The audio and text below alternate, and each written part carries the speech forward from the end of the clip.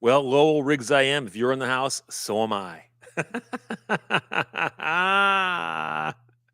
Mexican Spec. Hey, Steve, it's been a while. Blah, blah, blah. Who'd order pizza during the live show?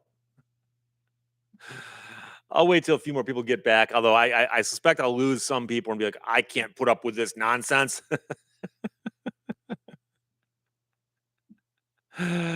Oh boy. But I did take the opportunity to pour myself a fresh beverage, good old glass of water. Which answers your obvious question, Mexican Spec. Today we're drinking out of an orange Solo cup. But sorry about that. I I had to sign for something, which I always forget that people actually do deliver things on Sundays. And I took a look and I'm like, oh, I know what that is. I'm like, oh, so anyways, long story short, had to sign for something, signed, came right back. Here I am. So I apologize. Aviva Rabinowitz says, hey, I finished watching the civil asset forfeiture in the meantime.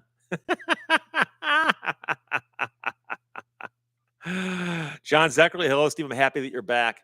Yeah, I wasn't in a lot of danger or anything there, but I just, like I said, if I wanted to get what was being delivered, I had to sign for it today. Otherwise, I'd have to wait till tomorrow. And who's got that kind of time?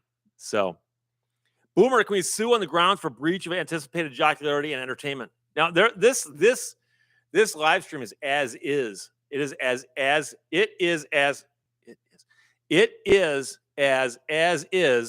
as something can be.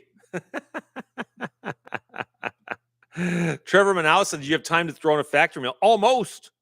They only take 2 minutes. They're tasty. Matthew Showstrom says, Steve, how long do you think Honey is going to last before they capitulate courtesy of the class action lawsuit? I'm curious about that because I've actually had a couple people come in and vociferously defend Honey and say everybody knew they were doing that, so therefore they did nothing wrong. And I'll wait to see how it litigates. But I have a lot of respect for the attorneys who filed the suit, so we'll see what happens. So James Jamelik, Steve is back in the house, as are 190 other people. Wow. Johnny Knox will resend those super chats. Paul G. Hi, Steve from Pinckney, Michigan, down in the Gulf Shores of Alabama. Not as warm as I was hoping for. I love Pinckney. Pinckney's one of those cool little towns. It's got a little village park right in the middle of town. It looks right out of like a Norman Rockwell painting. I love Pinckney. It's not far from the Potawatomi Trail at the Pinckney Recreation Area. So Mexican Specs' spell check doesn't like it when you repeat words like that so many times. You know, like it is as it can get. Oh. It is as can be, says Robert Long. Mark Miller says, don't forget to like the show. We've got 41 likes already and 221 people in the room. Lee Monroe says, I can't figure out what watch you're wearing, Lawn Jeans or Breitling. That is a Breitling, my friend. I get asked about that periodically. It's very similar to the watch Jerry Seinfeld wears on Seinfeld. He wears a different bracelet than I do. And also other people, famous, Gordon Ramsay wears a Breitling, but his has got a yellow face, different. Mine's a Navitimer. And then John Taffer from Bar Rescue wears a Breitling as well. And then someone sent me a picture recently of Miles Davis playing the horn, and he's got a Breitling on his wrist as well. So it's not me 07. Hey, Stephen Crew from Plano, Texas.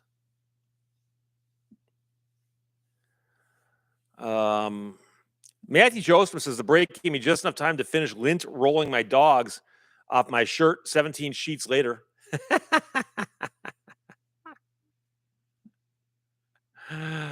Oh boy. Sig 226 says 222 here. I'm at 242 now. Duncan Campbell, welcome back. Yeah, sorry about that. It happens. I really, really like the idea that if I see something I like, I can just press a button and it will show up on my porch sometimes the same day. But I still kind of forget that, oh, and by the way, they will occasionally deliver stuff on a Sunday. It used to be Sunday was always like, but no. Mike Lackner says it looks so much more credible than a smartwatch. You know what's funny is smartwatches are ubiquitous, as they say. You see them everywhere. But the funny thing is how often you'll see somebody in court wearing like a $9,000 suit, and not really, but it looks like that. And then like a plastic Timex watch that looks like they got it out of a Cracker Jack box or something. I'm not a watch snob, but I do like fine timepieces. Mrs. Teresa, 1999 says, "Hi, Steve. Hope you have a great week. Checking in from Geneva, New York. Beautiful part of the state there. I've been there, obviously." Janie Seagrass says, "When we guess to 420, we'll all get a prize." If that's what you want to call it. Lewis Brown and USPS has been losing several packages lately. The only real reason, a problem I've got with delivery people, and it depends on which company it is, but many of them have a hard time coloring between the lines, and by that I mean staying on my driveway. They routinely just cut corners, and the wheels are off both sides. I mean, it's like, seriously, the driveway is here. You don't need to go off this side and off that side. So, don't know what to tell you. Codemeister Beats says, "I love watches, but they get in the way of my line of work. The fancy ones are mechanical masterpieces. Do you work with electronics or magnets? Because that's one of the things I have to worry about is, if this thing got too close to a big old magnet."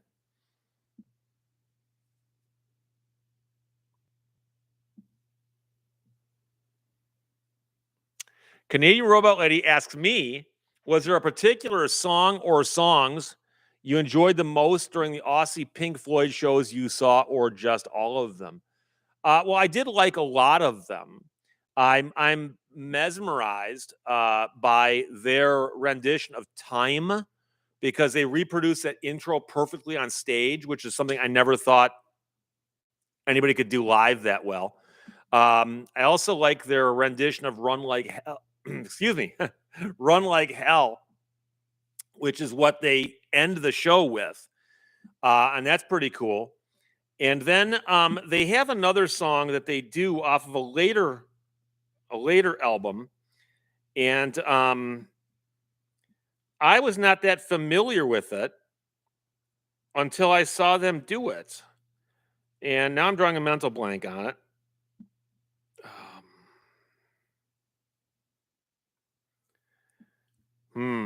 Coming Back to Life. Coming Back to Life. And that's a song I was not that familiar with until I saw them do it. I'm like, that's a cool song. And it's later than some of the earlier stuff, but it was pretty cool. But I've seen them 3 times, including twice where I saw them 2 nights in a row. And normally it's like, I've done that with movies before when I was younger, go see a movie several times in a row. And it loses so much. But with Aussie Pink Floyd, what they're doing on stage, you can sit there and watch it and learn something new each time you watch because of what they're doing. So it's pretty cool. So Clifford Veet, "Is a watch still a value add-on day-to-day life? My phone has one. I know when I was in the military as part of our uniform." Well, the problem is that, number one, you got to pull your phone out and look at it. And you might say, well, but it's a little easier just to go like this, But I've worn a watch every day, pretty much going back about 40 years.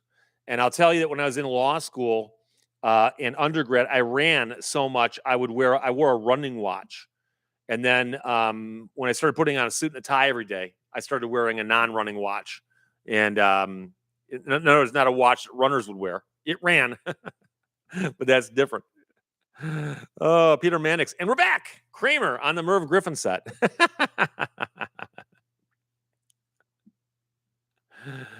Oh, boy. Glenn Combs says, "Cutting paper for printing is impossible." Are you talking about one of those big things where there's the guillotine that comes down and slices it? Or are you talking about just cutting smaller amounts of paper? Pete Nikolich says, "Brit Floyd are good as well." Yeah, Brit Floyd and Aussie Pink Floyd split from the same group. And they have a lot in common. I've never seen Brit Floyd, but I simply happen to know the guitar player for Aussie Pink Floyd. In fact, I had a long conversation with him earlier this week. We're discussing YouTube. Jerry Bell, "Do you wear a calculator watch?" Well, no, I've got a calculator on my phone, but I do remember those. By the way, I was talking to somebody recently about Steve Fawcett, the famous aeronautical guy who flew around the world in a balloon solo, and he did a bunch of other record-setting things like that. And when he disappeared, he was out flying an airplane out west, and he disappeared. He left and never came back. And they said Steve Fawcett is presumed lost someplace in the mountains, and we don't know. And the thing is, he was wearing a Breitling Emergency, and Breitling makes a watch that's got it's a little bit bigger, but it's got a thing on the side that you can unscrew, and if you pull it out, it automatically sends a distress signal on a wavelength that's being monitored by emergency personnel. So if he crashed his plane and survived, all he had to do was have the strength to unscrew that and pull it out, and they would have found him. And the fact that he didn't do that, I remember telling friends, "No, he's dead, unfortunately." And they're like, "What do you mean he's dead? How, maybe he crash landed, and he's walking." No, no, no, no, no. If he's still got his watch on, and they eventually did find where the plane crashed, and it was just in a very, very rugged part of the area. So Johnny Knoxville. I used to wear nothing but Ironmans when I was younger. I remember when Indiglo technology came out, we thought that was the coolest thing ever. I remember the Ironmans. In fact, that's what I was wearing when I said I was wearing when I said I was wearing running watches. That's what I was doing there. So MHOH says that Merv Griffin Seinfeld's be one of the most bizarre episodes. That's one of the things towards the end of Seinfeld. I really think that they were getting stranger and stranger, and I think they're just running out of ideas or something. They're still very funny, and they always have 2 or 3 different threads that would all come back together again at the very end of the show somehow. Because that's the same episode where George injures but does not kill the squirrel in his car, so he's got to take it to a vet, and the vet's got to order some very tiny little instruments.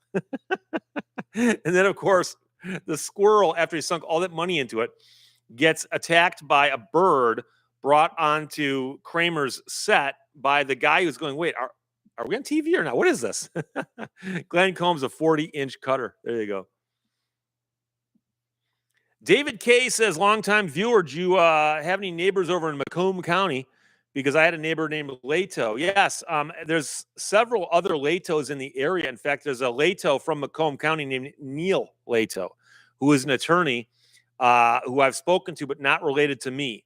There's also an attorney named Michael Lehto, no relation, but he was in Wayne County, Michigan. So Mia's Taros says, get a Fitbit. I had a Fitbit. Did you not know I had a Fitbit? So I had a Fitbit, and it had a screen that went wonky on me, and I found out it was a problem, and I filmed myself smashing it with a rock, and I put that up on YouTube, how to fix your Fitbit. And some people didn't get the joke, and they're like, I don't think that'll fix it. No.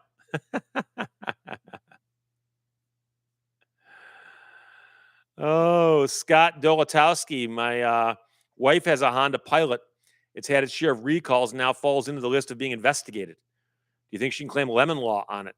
Well, only if the defects that happened to it happened within the right time frame, and so on. And what's weird is in my entire career, I've only had a few cars that became lemons because of recalls. Usually stuff that goes wrong with the car that causes me a lemon happens much, much earlier than the recalls happen. So Shaban says, I'm kind of curious about a little watch research now. I see a lot of opinions online about which brand is worth the price. So there's one thing you've got to know, and that is that Breitling is a mechanical watch. So every time I move, you'll occasionally see me do this. That is not ALS. That is me winding my watch, because there's an armature in there that spins and it winds the watch. And also, I like to make sure it's not, that's still loose on my arm, okay? But it's a mechanical watch. And you can buy a $3 digital quartz watch that keeps better time than the Breitling does. The Breitling is off by, I don't know, a couple seconds a day, a minute or two a month, but I don't care. It's a mechanical watch. That's what they do. But if you want to get the accuracy of one of the nuclear clocks, you can get that on your wrist. It costs more money, but it's a different thing. So if I'm going to be wearing something on my wrist like this every single day, all day long. I think it should be something I enjoy looking at. I enjoy looking at it. I don't care if you enjoy looking at it. Knock yourself out. Put whatever you want on your own wrist. I'm putting this on my wrist. I like looking at it. I look at my wrist more than you do. So,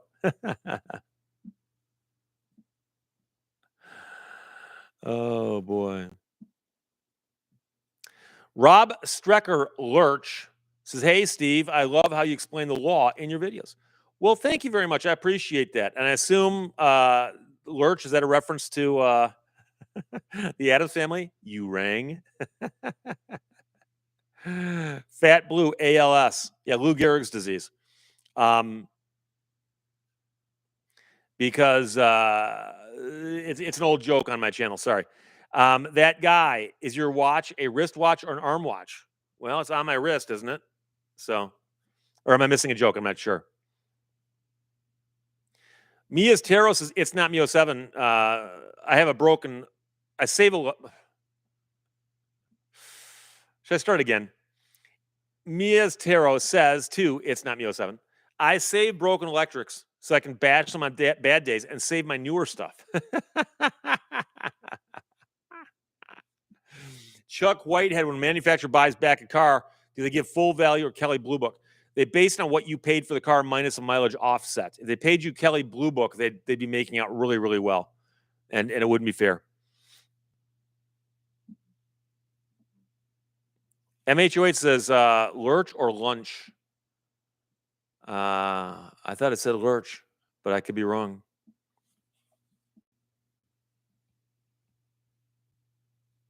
Knock knock 1975 says, Canadian Robot Lady, I love you. Even if I'm not interested in the subject Steve's talking about, I always stick around to hear your words of wisdom. And I'm glad you do. And by the way, there was something very unusual this past week on, I believe, Thursday. I mentioned the fact about how Apple was criticized for its news service making up news. And I told the story about how I had shot a video for my other channel and explained that the name Michigan did not come from the word turtle. It came from something else. So, wait, Johnny Knoxville says that he wasn't wearing the Breitling?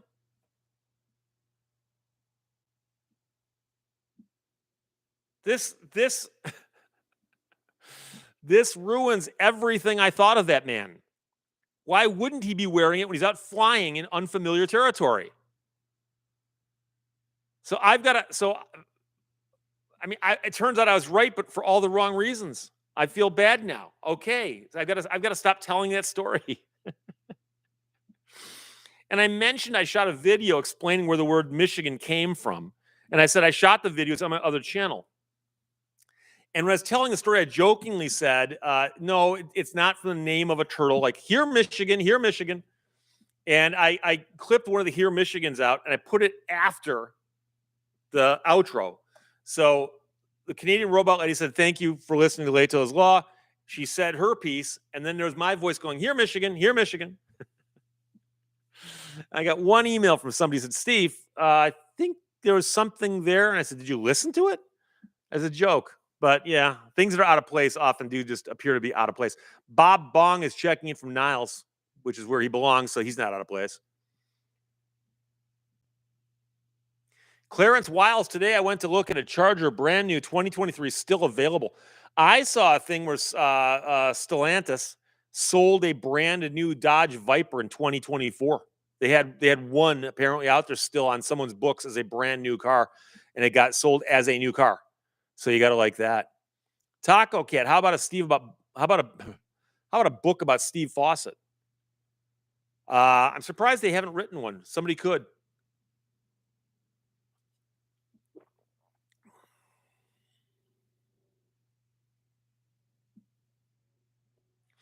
Now a curmudgeon says the owner of a very large grocery chain in Italy wore a swatch. Custom clothing, custom shoes, armored MB with driver wore a swatch. Yeah, but something, swatches, at least swatches looked kind of cool. I remember when they were hot. I remember I worked in Royal Oak years ago, back when the swatch fad hit and they couldn't keep them in stock. It was insane how they sold those things.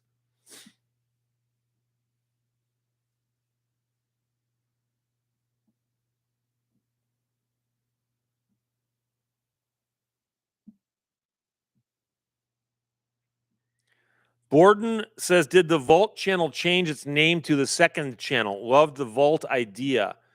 Yes, because I stopped putting up old videos on it as frequently as I was doing. I was putting up old videos every single day in there.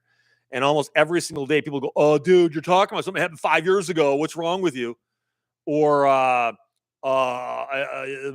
this is old. What's up with this? And I couldn't explain to people that these are old videos I'm putting back up because they're no longer up anymore. So I just stopped doing that. So I put up one or two since then, but I've made a point to old video, and I still get people who say it. So Podridge, you see that Dodge sold one new Viper in 2024. Yeah, sorry, I mentioned it before I saw your comment. Knock knock 1975. Heard the comment. Here, Michigan. Here, Michigan. Oh, Johnny Knoxville quotes on September 13th, Fawcett's wife Peggy issued a statement clarifying that he owned such a watch but was not wearing it when he took off for the Labor Day flight. Again, I believe it. I believe it, but it's a crying shame. You know, now I wonder. I don't think he survived the landing.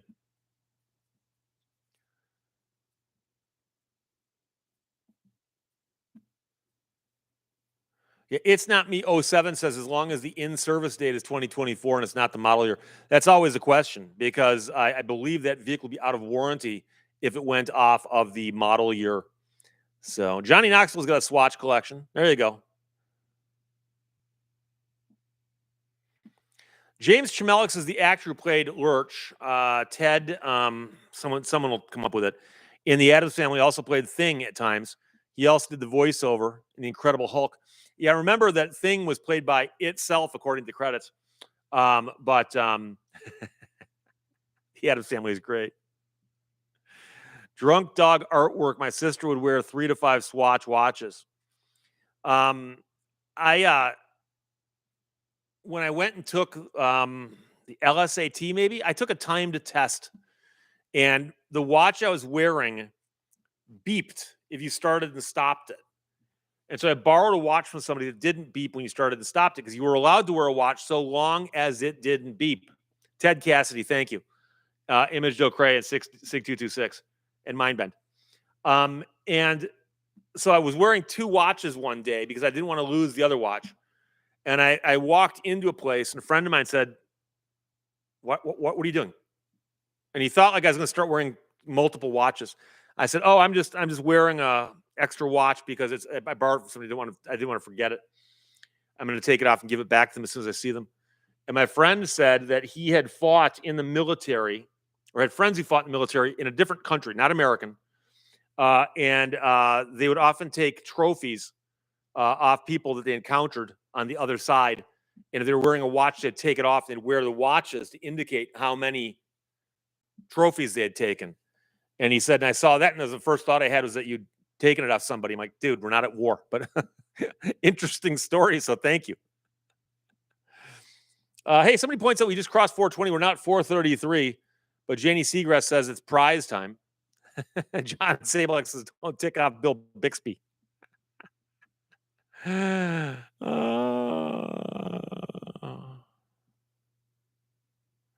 Rockenstein Custom says, much love from Spokane, Washington, and happy holidays, everyone. Jimmy J. O'Fine says, Lurch did a film here at Shawshank. People saw him walking around downtown, lots of double takes. Yeah, I understand he's a nice guy. And obviously he was typecast because he was huge. He also appeared in an episode of Star Trek, as I recall. And I know he appeared in a couple other things as well, but he was he was a fascinating guy. And I believe I read someplace that the creators of the Addams Family were originally not going to have him speak at all.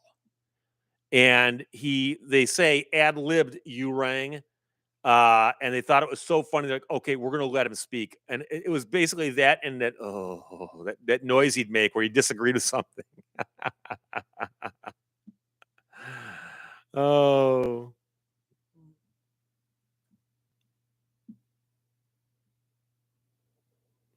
Mexican Specs is so make a new channel, Steve Lehto Vintage Videos. It doesn't matter. People don't notice what channel the video comes from. And I was trying to explain it to people. And people are like, no, I just this video popped up and it shows it's been online for 12 hours and I just watched it and it's 5 years old. What's up with that? So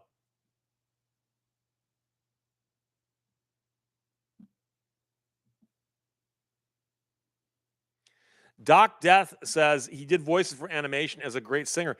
I believe there was also a song put out called The Lurch, like as if it was a dance craze, and you can find a video of it on YouTube of him doing the lurch. I think I may be fantasizing this. I don't know.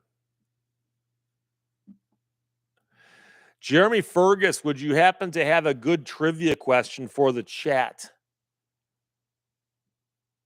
I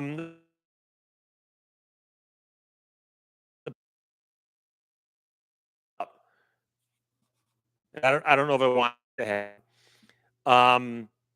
I have a trivia question. Okay, I'm going to throw this out because I know something that the average person does not know. Okay, so here is my trivia question. No con. Jay Leno's Turbine Car has something in common with The Hitchhiker's Guide to the Galaxy. Discuss.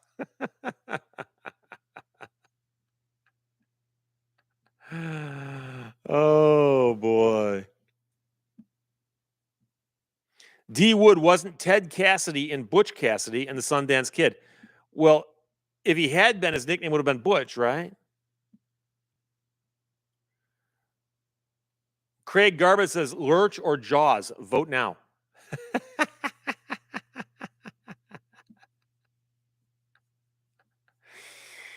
Oh, blah blah blah. What is 42? Besides the question that somebody answers, and so on. Doug Jones, Ford Prefect. He's a prefect, but I think it's prefect. Prodigal Stranger, it's powered by the heart of gold. Mike Torello, number 42. What's number 42, though? Turning Net is probably the closest we're gonna get. And this is a fact. Besides 42 is a significant number of Hitchhiker's Guide to the Galaxy. The turbine cars were in fact numbered from the factory in Italy where they're made. And Jay's, it's not the VIN, it's a stamping on the inside the engine compartment that indicates that it is in fact body number 42, manufactured by the Ghia factory in Italy. Janie Seagrass, it came with a towel. And the instructions, don't panic. Lee Monroe, he was also in an episode of I Dream of Jeannie. I missed that one. Mike Torellis is 42 is the answer to everything. And Slaughter Bart Fast, which by the way is a name from Hitchhiker's Guide to the Galaxy, is Jay's car number 42. But it's the frame number. Interestingly enough, there was one car painted white that had a number on it, I believe, in the movie The Lively Set, but I forgot what number it was.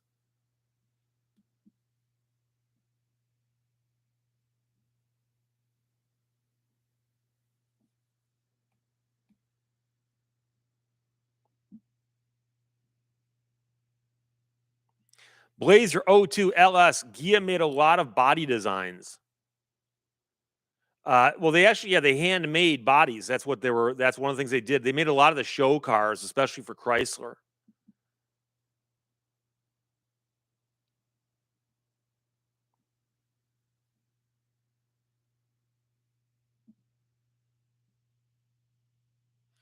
Winona Palmiotti keeps typing in Supreme Court held in Tyler versus Hennepin with a case thing.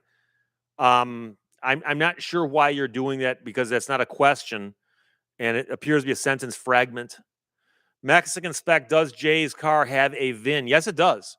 The vehicle identification number in Jay's car is stamped into an aluminum tag. I think it's aluminum, but I could be wrong about the metal. That is then attached to the inside of the door jambs. You open the door up and look where the hinges are, and it's there. And it's the shorter VIN from back in the days before The 17 digits they use now. Bob Blah Blah says, I did not know The Hitchhiker's Guide was a series of books. Yeah, it's a trilogy involving at least 4 books. Doc Death says, a 5-book trilogy. And he also wrote the Dirk Gently series and some other stuff. He's a wonderful writer. Was a wonderful writer. He's passed away now. And of course, Janie Seacrest says the Vogue on poetry, recitation. That's among the worst poetry in the universe. Among the worst. Clifford V, what other car did Ghia make besides the Carmen Ghia? Didn't they make the Norseman, the one that sank on the Andrea Doria? I think that was them as well.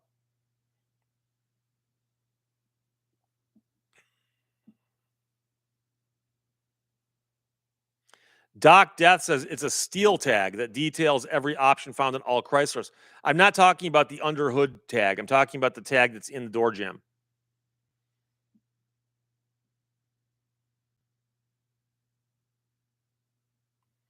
Mexican Spec asks about the VIN. The VIN did not contain letters. It was the shorter VIN. I think it's 11 digits instead of 17. And at that time, the VIN was shorter and did not identify the make or anything like that. Fly Chomper Fly says goodbye and thanks for all the fish. Spelling fish in the alternate manner that many people don't get. Of course, Florida Bartfast says the onboard computer's name is Marvin. Well, that's more the onboard robot, isn't it? As he walks around with a dreary attitude.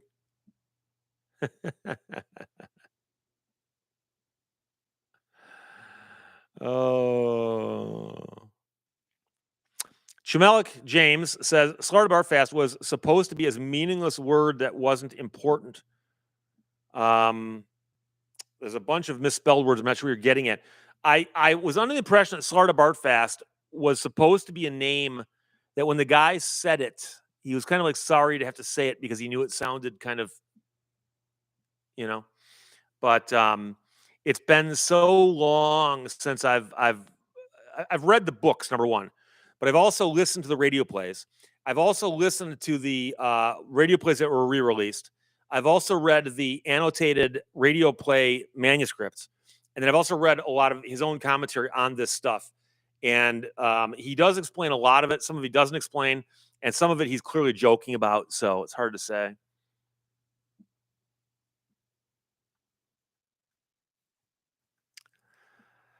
Oh. Bob Blah Blah says Ghia had its name on the 1974 Mustang. Okay. Lee Monroe says Ted Cassidy started in radio as a disc jockey.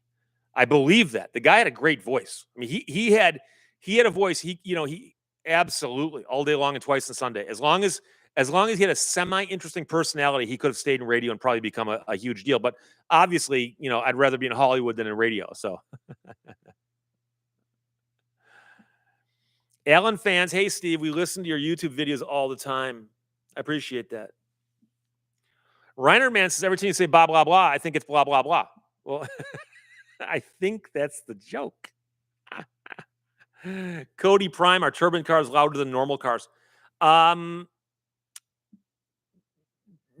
back then. They're probably louder than modern cars. Cars in the 60s could be a little bit louder, but it's a different kind of sound. But they also could have made them quieter if they wanted to. They actually wanted a certain amount of the sound to remain there so they would sound like turbines. That's what they wanted them to sound like. Gordon861 says the computer on the ship was Eddie, while Marvin was the depressed robot. Sofa Lofa, hi from England. And Jane Chamalik points out that Ford Prefect is, in fact, a model of a car sold by Ford in England, but they use a name there they did not use here. So Ford Prefect doesn't sound to an American like a car. But if they had shot the movie here, for instance, they could have called it a Ford Pinto. And people go, oh, okay, and gotten it immediately. So Mexican Spec says, my VIN for my Fury starts off 3335, so on and so forth. Jerry Brown says, according to IMDb, Ted Cassidy played Bigfoot on The $6 Million Man. Once again, I assume it's a non-speaking role, right? Oh boy. Space Wolf, I must have shown up at the right time. I have my towel. There you go.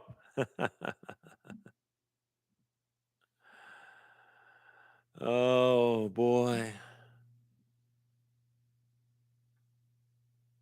Johnny Quest, a 71 Newport, wasn't a turbine car, but it could comfortably sleep 6 while traveling across South Dakota 120 miles an hour.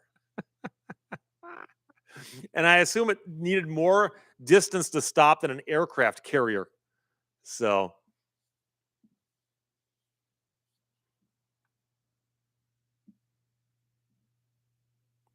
Space Wolf says, as a former radio news director, reporter, and vinyl disc jockey, I've been enjoying the new sphere that is available for the moment.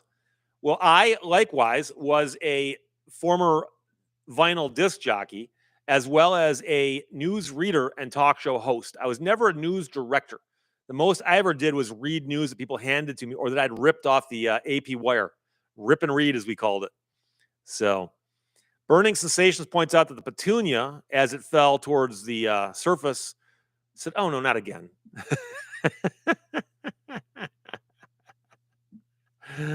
Skylar Perone's checking in from North Carolina State University in Raleigh.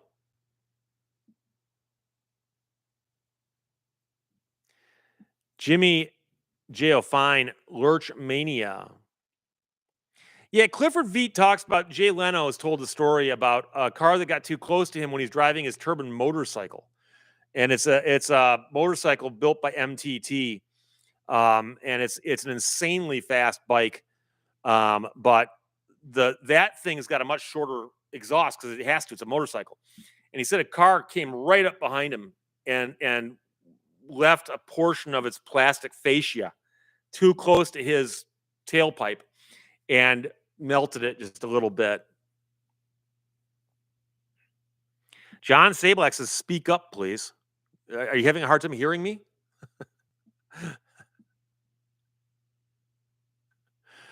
Lee Monroe says, "My capacity for happiness. You could fit into a matchbox without taking out the matches first." And Daniel Kester says he was voiced by Alan Rickman. In the case that name sound or the voice sounded familiar. The movie they made out of it that came out not so long ago in the grand scheme of things was okay, but unfortunately it just didn't translate that well, and I'm not quite sure. The movie had been in the works for so long, and Douglas Adams didn't live to see it made. And a TV show that they made for the BBC was really, really weak because of the budget they had. They couldn't do the stuff like, I don't know, have a two-headed alien. But I still think that the books are probably the best thing there is. But Dan Boyd says Jay is a car god. Oh, it jumped on me again. Mark Miller says it is halftime in Buffalo. Well, that's good. Jimmy J. O'Fine says my name is James Joseph Fine. My friends call me Jimmy Joe. Jimmy Joe. Okay. I wasn't sure if you were somehow trying to make that into Jimmy Iovine, the record producer.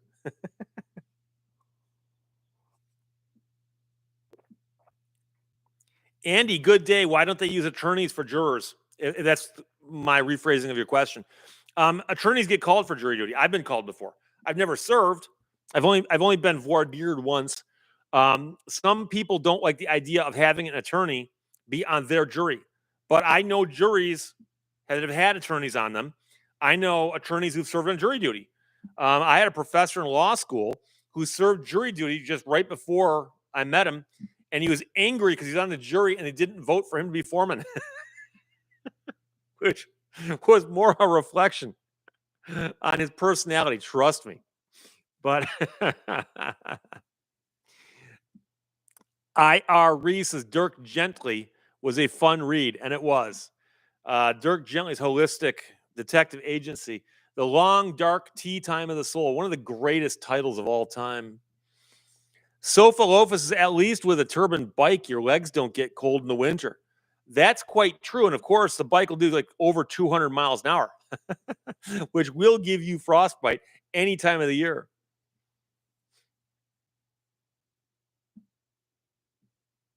Sub GR77 says Alan Rickman was the best part of that movie.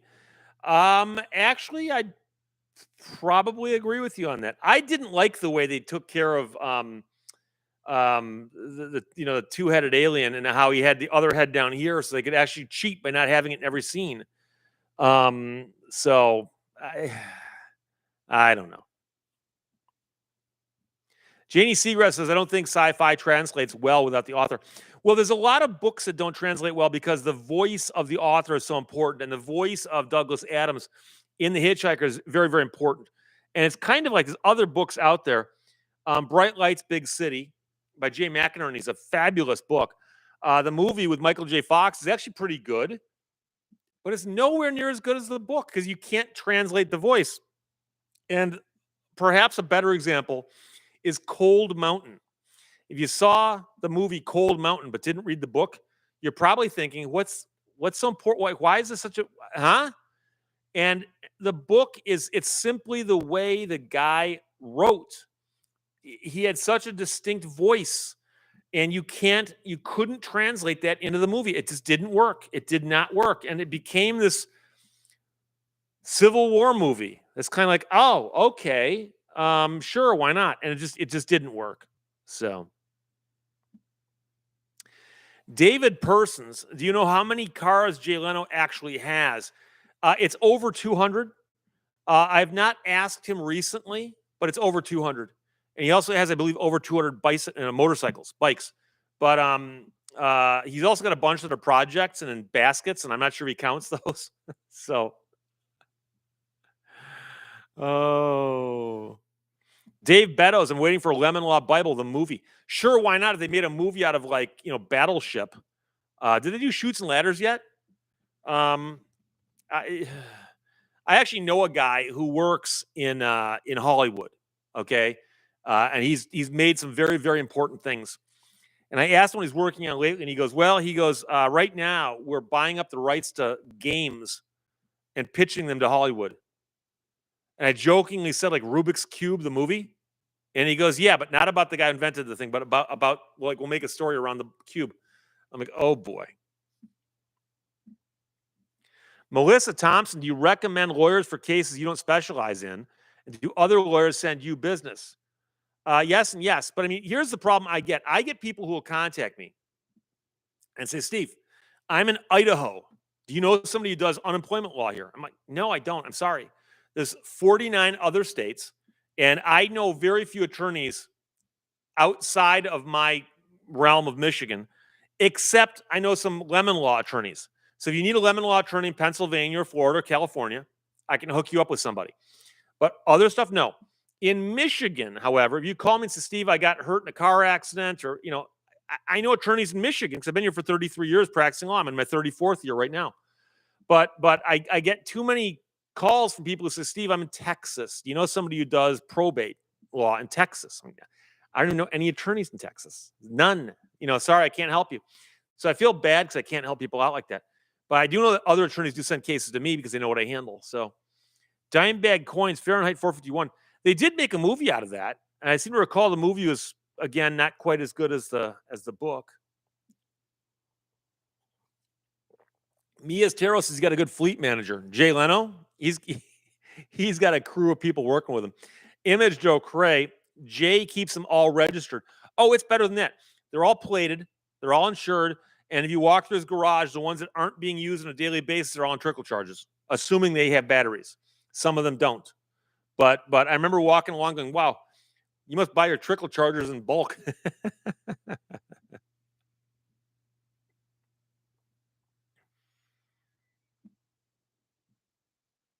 Google opinion, according to Clifford Veit, says Jay Leno has an estimated 185 cars and 160 motorcycles. I think that's short. But see, Google didn't ask me.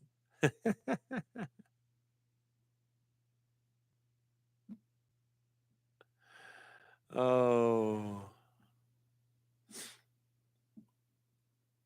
Burning Sensation says my radio production teacher got his dog an FCC operator's license just to prove that they'll give him to anyone. Problem is sending in the form was most likely not legal. Only because I believe you have to sign something. And I doubt that his dog could sign, and I doubt that he could prove he had the right to sign on behalf of his dog. But I doubt that anybody get prosecuted for that, considering all the other stuff that the FCC is so busily taking care of.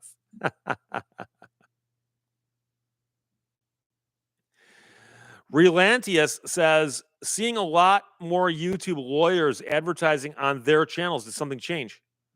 What do you mean, running ads for themselves or running ads for other people? Or I'm not quite sure I understand that.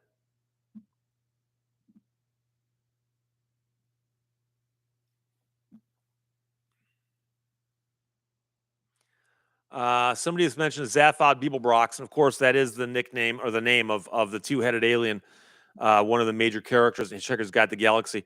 For years, my secretary, when she typed up stuff for me, I told her not to put her initials, but to use ZB.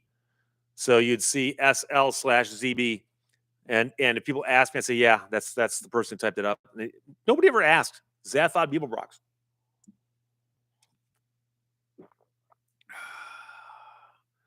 Mexican spec. I'm sure Jay is self-insured. I've never asked him. So.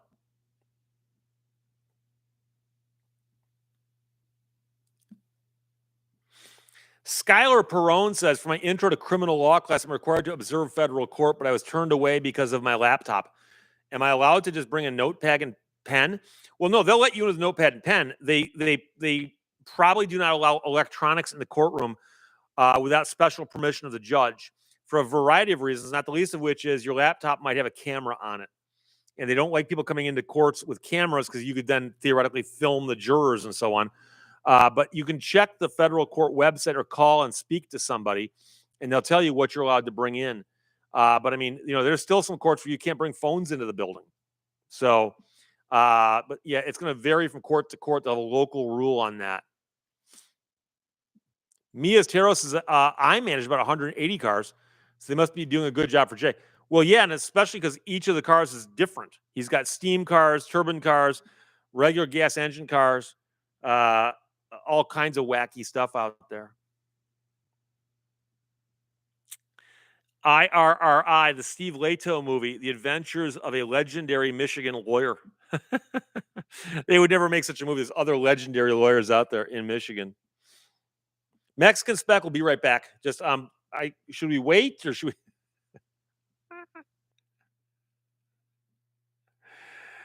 Oh, Tigerman 99515. How does one get to visit Jay Leno's garage? If you ever meet him, you can ask him. Or I know that occasionally he gives away tours of it in like charities and so on. I've seen that as a prize in a charity auction. Of a guided tour of Jay Leno's garage for two, in the summer of such and such, bid now. But generally speaking, it's just a private car collection. So it's not, it's not open to the public in that sense. Dimebag Coin says you could put the dog's paw print down as a signature, but then the problem, of course, is that they might realize that this is being filed for a dog and not a person.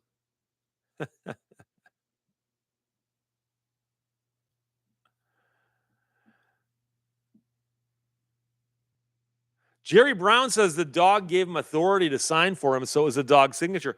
Until I come by with a biscuit and ask the dog, is that true? And I can get the dog to say anything if I promise him the biscuit.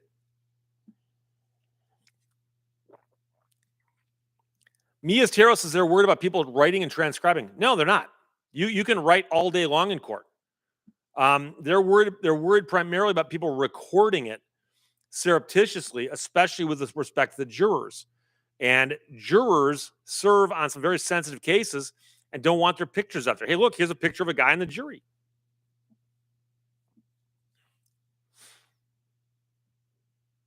Mike Lackner says self-insured works until the car has a greater value than the national gross product of Peru.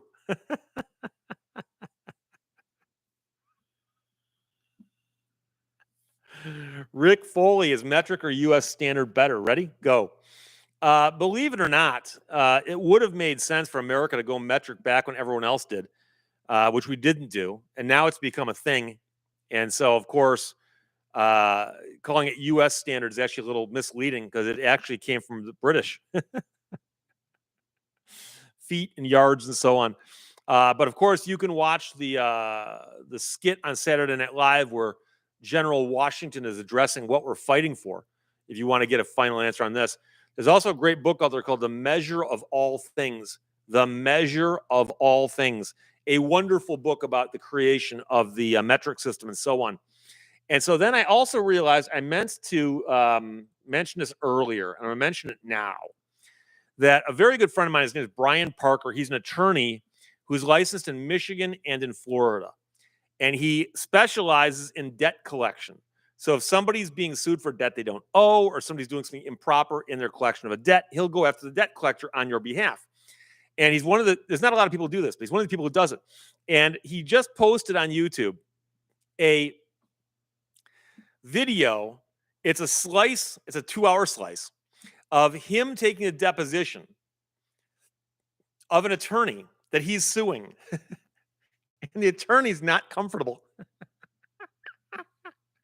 And Brian posted the video on YouTube and said, just watch this video. And I started watching it, and I actually was up till midnight watching this video because I couldn't believe it. Now, it might not be as interesting to non-lawyers, but I think you'll find it more interesting than you suspect. So I'm going to put the link to it in the chat here. And this is the link to Brian Parker's video of him taking a deposition of an attorney who doesn't want to be there. And this is only the first. He told me there's three videos total. This is the first of a 3-part series. And I called him the next day. And I got his voicemail, and I was yelling at his voicemail going, I just watched that video. I can't believe it. So if you get a chance to watch it, watch just a couple minutes. You'll think it's funny. You'll think it's funny. So Dan Boyd is responding to the Canadian robot lady and says they taught us metric in Ohio in maybe 2nd grade, but they seem to ignore it after that. It also popped up again in chemistry.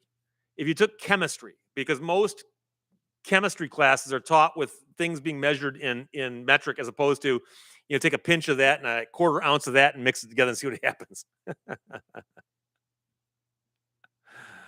Oh, boy. That guy, 2105, says all the roads in Manitoba are on the mile, not the kilometer. I gave my friends up there a big hassle. So the speed limit signs change to miles also? Because that's got to confuse a lot of people.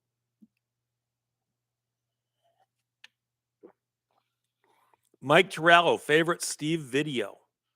You want to know what I think, or are you guys going to tell?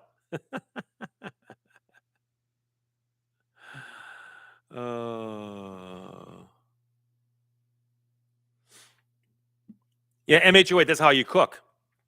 Pinch of this, skosh of that, Sig 226, I'm a machinist, and we do most everything in metric. Devin bounces the UK uses miles also. But they still do a lot of stuff in metric too. Image Doe Cray, if you had 30 minutes to evacuate, what would you grab? Oh, that's tough. That's tough. Believe it or not, the hard drives to my computer. I've got a bunch of portable hard drives, everything backed up on them. I could recreate a lot of stuff using those, but it'd still be tough.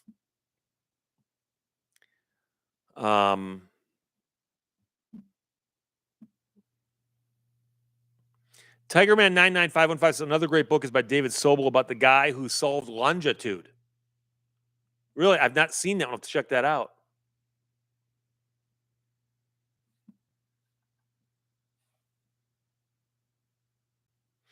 Dan Boyd says people name their sons Miles. Have you ever met someone named it Kilometer?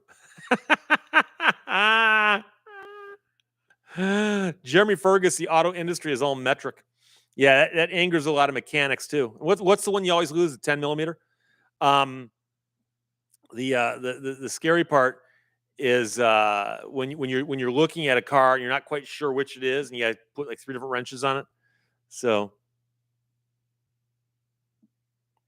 CC, Britain still uses stones for weight. Oh, and I'll tell you right now. So when you hear somebody weighs like so many stone, and you got to like multiply with like 14 pounds to a stone. Like what? Or they tell you how tall somebody is in meters. Oh yeah, they're 1.9 meters tall, 1.8 meter. I mean, I can do the math. I know that roughly speaking, but it's still rough.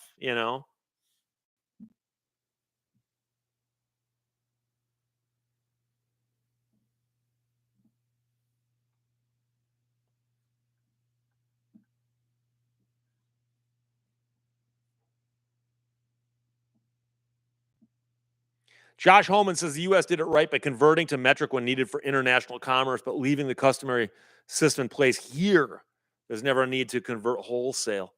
And then, of course, what confuses everybody is the fact that the U.S. is so big and had such an outsized influence on stuff that we exported that it became a problem. So, yeah, Lewis Browning says, yeah, instead of Milo, it can be kilo, Kilo. And of course, the funny thing is how Americans accent the word and say kilometer and then millimeter, not millimeter.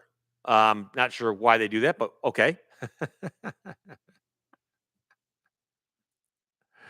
Lowell Riggs I am said if I had 30 minutes to evacuate, I'd grab my PC.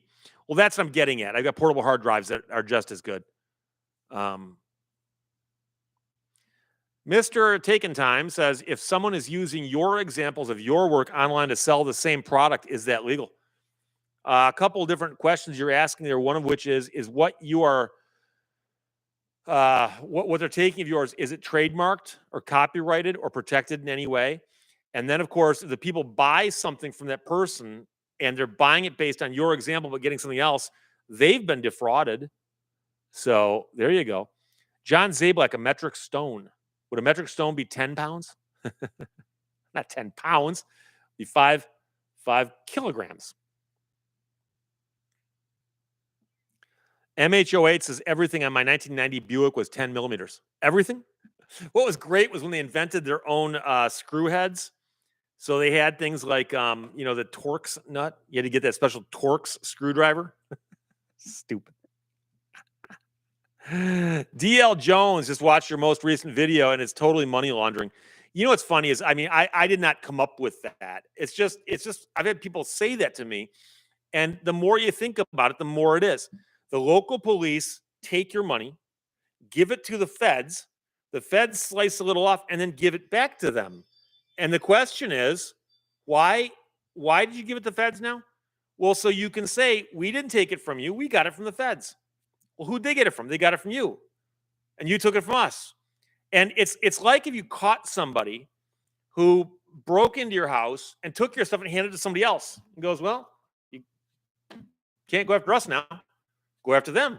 And they go, well, we didn't take it from your house. We got it from that guy. Like it belongs to who it belongs to. And the interesting thing is the only reason they do that little dipsy doodle where they give them and get it back is to, in essence, they're laundering the money. That is money laundering. I mean, in a sense, it's not the traditional sense, but there you go. Artana says our monetary system is kind of metric. Yeah, and by the way, don't get me going about British coins. I've been there before, and I've had a pocket full of coins, and somebody told me what I owed them, and I pulled my hand in my pocket, and I said, I'm sorry, I'm from America. Will this cover it? And the guy goes, hang on, that, and that will, because otherwise it makes no sense. CH2 Action News says, sure, it would be a shame to find out you could launder money through Super Chats.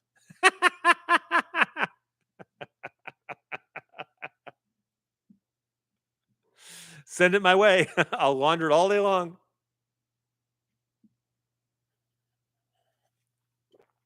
Art S says, I've been listening, but not near a keyboard. Ask your brother about jet engines using both metric and English measurements. I know that there are some things that are still measured in English because they'll often refer to things being in 10 thousandths of an inch and so on. But to be honest with you, I've never asked him about the actual engines that they put on jets today. My conversations with them are largely focused on rebuilding the jet engine, the turbine engine, out of Jay Leno's Turbine Car, which was built in 1963 using 1963 technology. So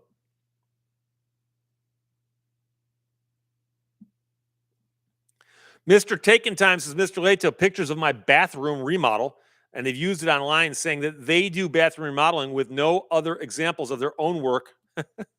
So if you took the photographs, then you theoretically own the copyright to those photographs. So you could send them a takedown notice and threaten them with legal action. But the question is, are you really going to go to all that trouble?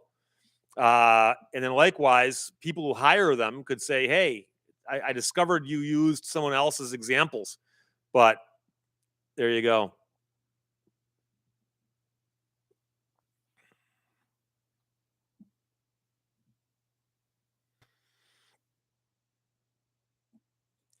Randall Munson says 4 different backs on the pound coin.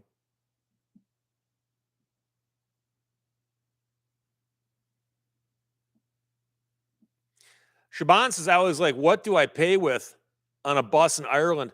And I've talked a lot about my trip to England. I went to England back in was it November? Yeah, November.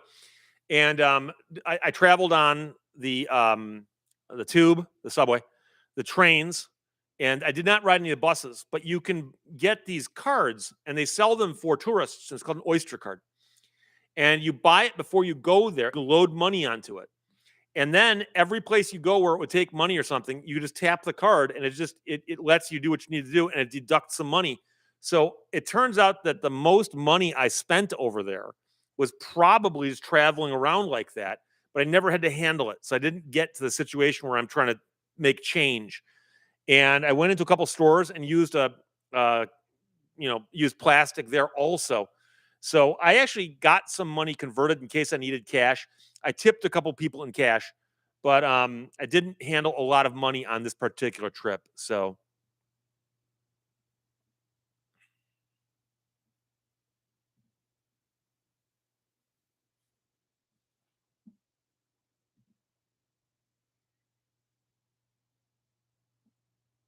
Sofa Lofus, as we soon threw Steve back over the pond. We don't like riffraff here.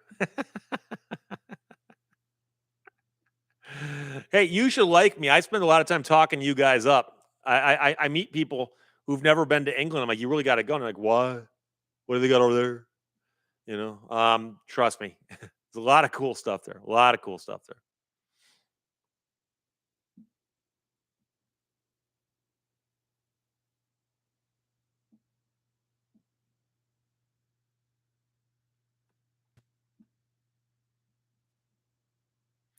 David Person says the UK decimalized their money in the late 1960s, so it is all based on £1 equals 100 pence. Yeah, but they've got some weird denominations that we don't have. Like they've got a 20 pence, and I think they've got a 2 and a 3. It just and glancing at a handful of coins, it's hard to know what's what. In America, you got your penny, you got your nickel, you got your dime, you got your quarter, commonly, and most people could do that math really, really quickly in their heads once they've been dealing with American coins all this time. Toby Kenobi, are they still making pound notes? I don't believe so. I think they have pound coins, and they only have the notes for multiples. Dan Boyd, I've never been to England, but I kind of like the music.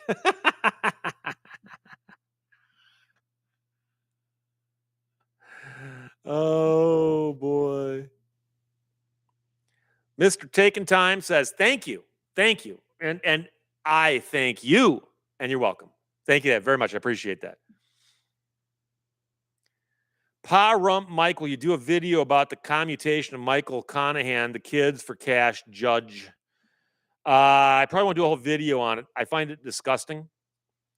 I remember seeing the American Greed episode about that guy. And I believe there's actually 2 judges involved, but they were convicted. And unfortunately, got their sentences commuted. And it's just, this idea that they've paid. No, they haven't paid their dues. They deserved every second of the sentence they got. They probably should have gotten longer. So I have a, I one of the reasons I won't do the video is I don't know if I could make it through the video without punching the camera. I'm so. That's one of the things in the news lately that's really bothered me, really upset me. So there you go. Kazui Trisha says 1 and 2, then 5.20 and 50 pence. The 1 and 2 pound coins. Oh, it's a 2 pound coin also?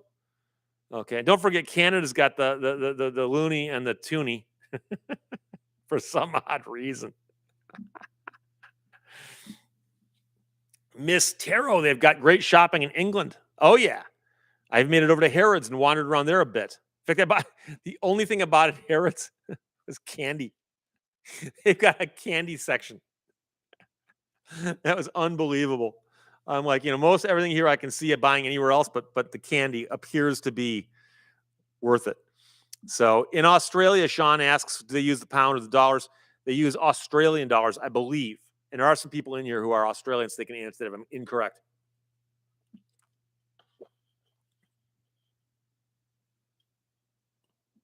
Bill Thomas says we'd half pennies once. Yeah, back when our pennies were the size of a modern $half, we had a half penny about the size of an American quarter.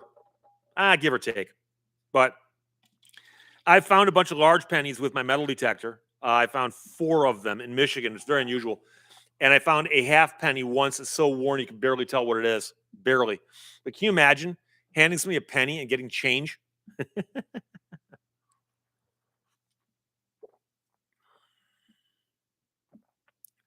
Lowell Riggs I am says England is something you do just to do it. But you have to understand, there's a lot of people who've never gone traveling internationally from America, except to Canada or Mexico because they're attached, or contiguous. But going to England is a long flight over. It's be expensive. So you likewise go to Italy, or go to France, or anywhere else. But England, among other things, you speak the language. That makes it very, very easy. And a lot of the history, but it's just cool to see this stuff in real life. There's that bridge, okay, right next to Parliament, and the Tower of Big Ben's over here. But there's that bridge, I believe it's called the Westminster Bridge. And every movie set in London, if they show street scenes, almost always shows that bridge. And to walk across that bridge yourself one day gives it a whole different meaning when you're watching a movie and you're like, hey, I've been there. I can't explain why I find that such a cool idea, but I do. So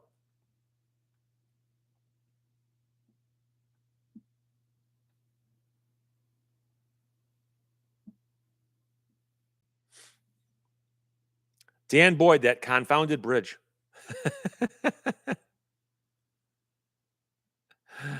Oh. And Daniel Kester says the nickel replaced the half dime. I've actually found a half dime with metal detector too.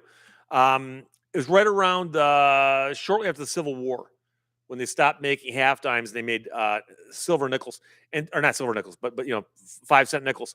But then don't forget they also had a 3-cent nickel. So we had a 2-cent copper and a 3-cent nickel at one point or another. JB says, thanks for your hard work. Thank you. I wouldn't exist without an audience. In fact, I'd be kind of foolish without an audience. So you guys are really the important ones. So thank you very much. Sting Cool says, bad thing they put a circus wheel there. The Eye of London, it's down around the bend a little ways. Okay, so if you want to, you can stand there and absorb the view and just admire the Tower of Big Ben and Parliament and Westminster Bridge and tourists. And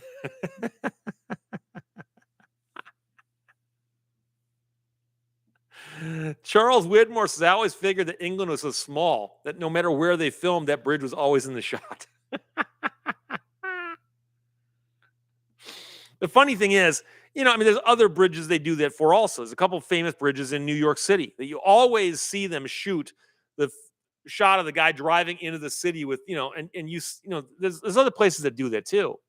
But that one's got such a scenic view. Blah, blah, blah. This is the important question is, do you get arrested for stopping on the bridge in London? No, you don't. And don't forget, I had several people accuse me of making that story up, saying that is not true. There is no law in Las Vegas saying that you get arrested if you stop in a flow zone. There's no such thing. Doc Death 904 says that in London Eye. Josh Holman says Arizona is home to the old London Bridge. Yes, that is true. And don't forget that there's the bridge, the Tower Bridge, that crosses the Thames right near the Tower of London. And it's a really cool old bridge that's got two what appear to be towers on it, but that's not why they call it the Tower Bridge. It's near the Tower of London. And so a lot of people see that bridge and go, oh, the London Bridge. Well, it is a London Bridge, but not the London Bridge. There's a whole story behind that as to why the London Bridge is out in the desert right now.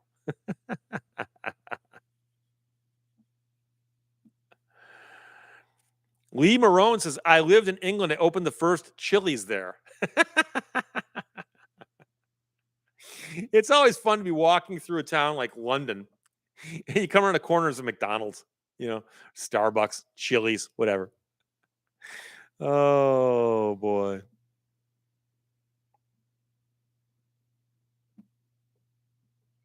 Dan Boyd says, Arizona is the title of a great, solid gold song.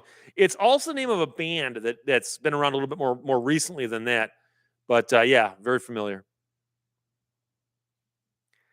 Sean McKinney says, in America, 100 years is a long time. In Europe, 100 miles is a long distance. And Agent Ned just says, yo.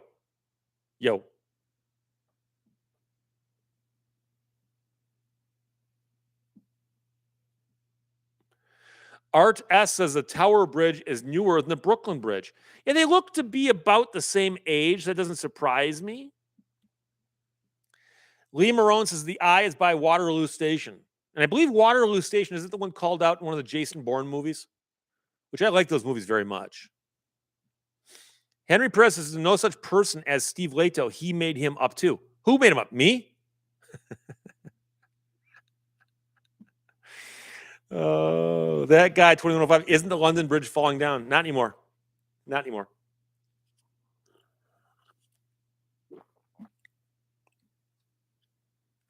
Alex A says the Canadian Mint wanted the coin to be called the Loon.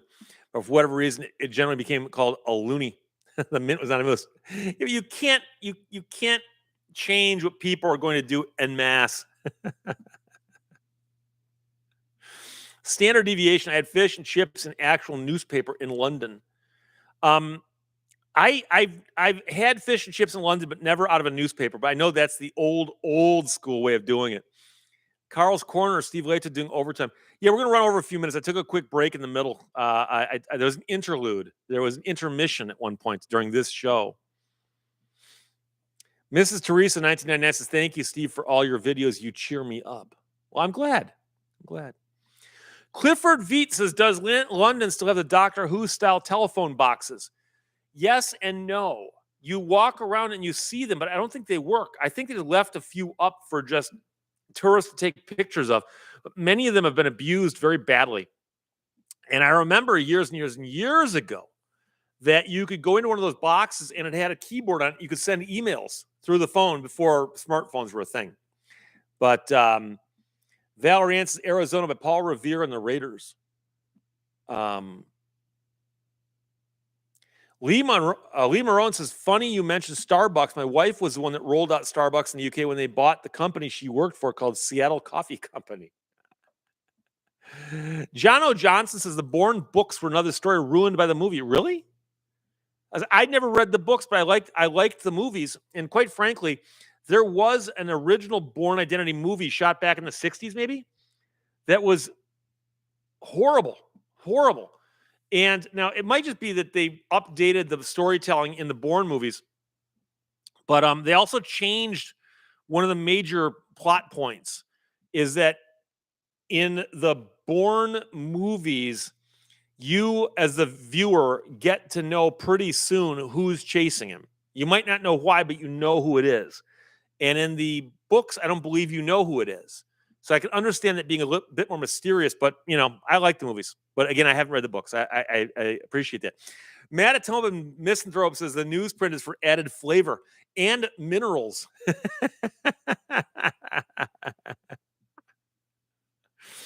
Image Doe Craze says the phone boxes are mostly used as bathrooms now. I wouldn't say it's quite that bad, but like I said, they do take a lot of abuse. Dave Beto says Doctor Who was a police box as opposed to a phone booth. I'll admit I'm not a Doctor Who fan, so I wouldn't know.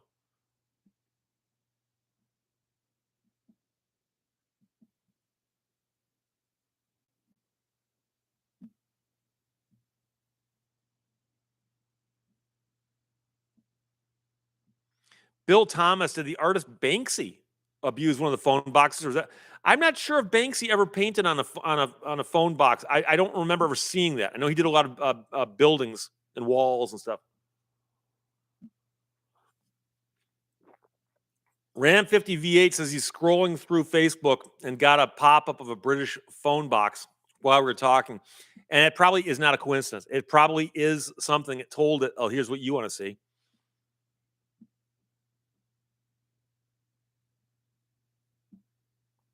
Art S. There's a park with restored and retired antique bridges in Michigan. Where? Where? I'm in Michigan. I'd like to know. Oh, Taco Cat, is Benny Hill stereotypical of all men in England? Yes, they move around really, really quickly to silly music. I don't think so. Oh.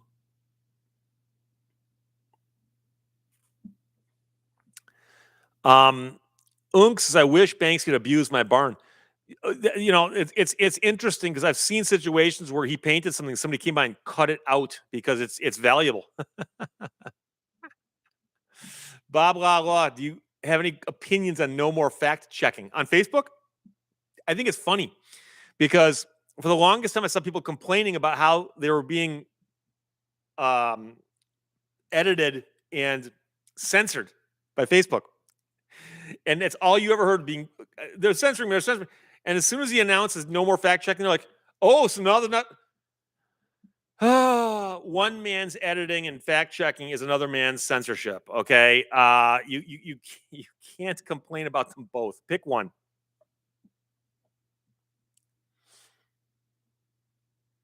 Craig Garbus is London Bridges in Lake Havasu. Lake Havasu. I knew that. Lake Havasu is apparently a very, very, very cool place to hang out. Never been there, but I've heard of it before. It's not me. '07. They were fact checking on Facebook. Well, they claimed they were, and that's always the problem. Art S says the Battle Creek, Michigan is the location of the historic bridge park. Battle Creek, Michigan. I've been there before, but I did not know that was there. Doesn't surprise me. I'll have to check it out. Battle Creek, of course, is the home to all the cereal companies, which I have toured before. And Mark Miller, do you have any thoughts on the Cars Act? Which one is that? I'm not sure.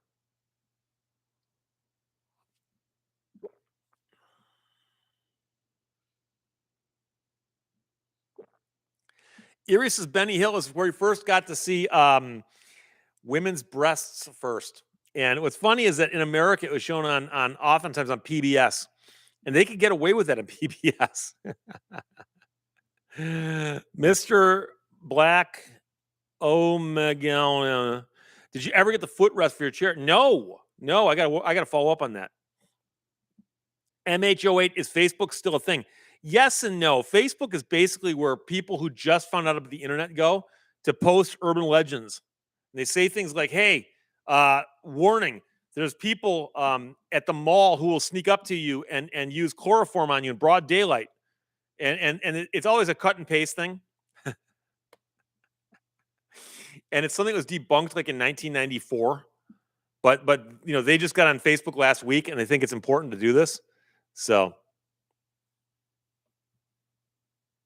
Prodigal Stranger, Steve, now that I have your attention, can I talk to you about your car's extended warranty? And have you found Jesus? Oh.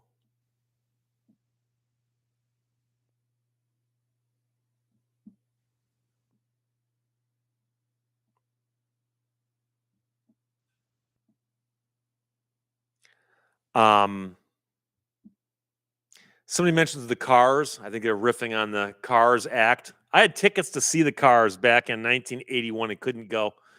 One of the first disappointments of my young adult life, having tickets to a concert, not being able to go. Had to give them to somebody. Apparently, the show is good too. Johnny Quest says Facebook is going the way of MySpace. Yes. Scott Summers says, is it the Tridge in Battle Creek or Midland? The Tridge is in Midland. It's on the Tittabawassee River. I've been there. It crosses the Tittabawassee where it's joined by I forgot the name of the other river that joins it. I've been through there in my canoe before. It's not me. 07 confirms the cars did put on a great show. Sean McKinney, what's your honest take on the Cybertruck? Well, I've never driven one. I don't know anybody who owns one. I've only seen them in traffic and read about them, and I personally don't care for them. I think they're ugly. Um, uh, to me, it looks like somebody literally said, "Hey, you guys have got 15 minutes and a T square and a piece of paper. Design a truck." I mean, it's got all the nuance of a set of Legos. But but if you like it, great. You want to spend your money on it, great. I got no problem with that. I got no, people bought the Pontiac Aztec also. Not many of them, but they did buy them. So, these things happen. Joel Sabisky saw Rush in 1980. That's right around when they're first getting some fame. Art asks, have you found a 3-cent silver? No, while metal detecting. I've also never found a 3-cent nickel, but I've found half penny, large penny, Indian heads, Wheaties, of course, seated dimes, seated quarters, a seated half, a walking Liberty half, walking Liberty quarter, barbers, dimes, quarters. Never a barber half though. But I found a good many of those things. But the 3-cent silvers are very, very unusual because they're so small that if they get deep, they're very, very hard to find with a metal detector. They ring more like pull tabs on some detectors. So it's one of those things. Dime bag coins is now we're talking. Mark Smith said that's an insult to Legos. The Prodigal Stranger found a new old stock Aztec. You mean like brand new with like very few miles, has been titled before? They should send it to a museum, but not a museum of cars, but a museum of like business failures. Charles Widmore. Hang on. Checking the bat phone here.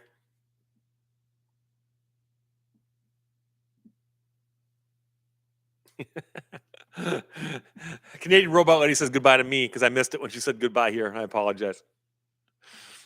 Oh boy. Burning Sensations as a VW thing was ugly. It was ugly, but in a utilitarian way. My friend Mark Lieberman at Nostalgic Motors had one of those in his inventory a while back, and I was walking around. This is kind of cool, So, Bob, have you been to Petoskey, Michigan? Many times. Petoskey's up over here. So you got your Petoskey, your Harbor Springs, all that's beautiful, beautiful area of the state of Michigan. Sub GR77. I know people who had Aztecs and they loved them. They sold a few, but as they said, you either love it or you hate it. And a lot of people hated it.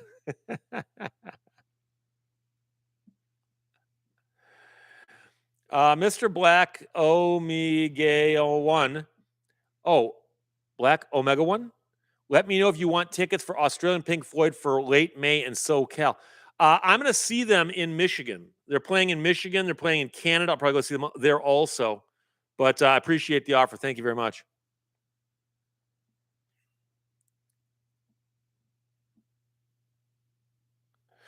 Bob Loblaw says the VW thing was the first retro car in many respects. But yeah, it was basically just I think it was a thing they designed for the military as just a utilitarian car. And somebody said, why do you make those and sell them to regular people? But Lower Exam says, I can't believe I'm saying this, but hit the like button. There are only 2 likes. I shot 253. But hey, you can still hit it if you want to. Dave Beddoes reminds us that Patty and Selma drive a VW thing. Of course they do. And they've got an iguana named Jub Jub. It's not me 07. A friend of mine lives in Petoskey. It's a very, very cool place. Very, very cool place. Mark Miller says a company in Australia that modified the VW Beetle with a V8. Was it still in the back? I assume if you put that to rear wheels, you'd be able to pull wheelies in that thing like an idle,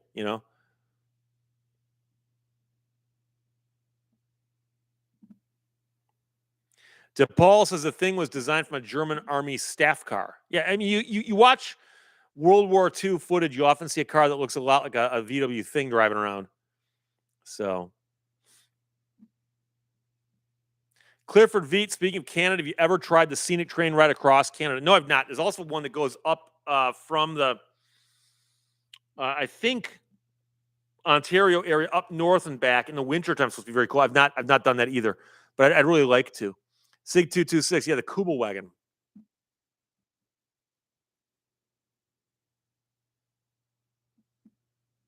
Rob Strecker thinks that blah blah blah sounds like blah blah blah.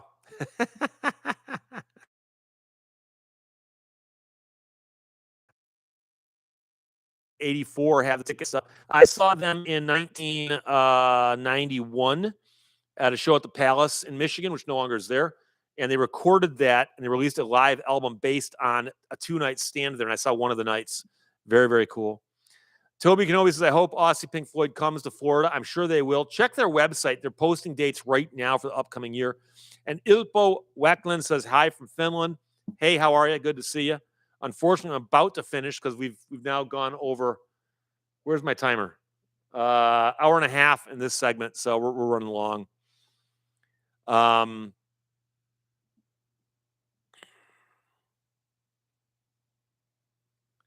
Yeah, Mark Smith says the failure with the VW thing was it had no roll down windows.